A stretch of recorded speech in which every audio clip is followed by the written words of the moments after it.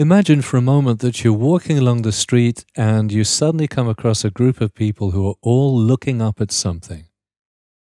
I bet you'd look too. I would.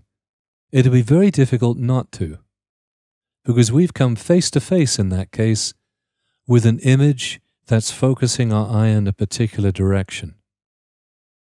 And a lot of images can do that. You can make people look at a certain point in a picture easily.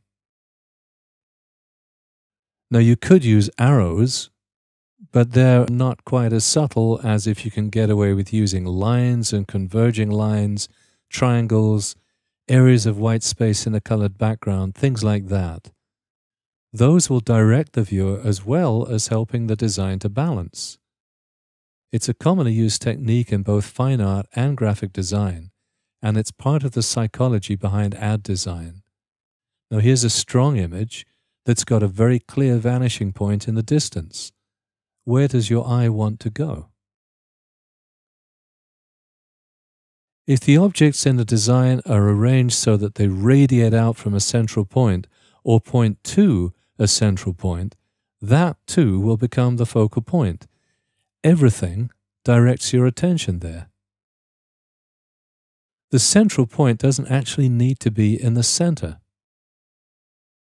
While this is an easy kind of visual to create, it's much harder to create it without its intention being really obvious. Now this technique crosses over into the next area, which is emphasis.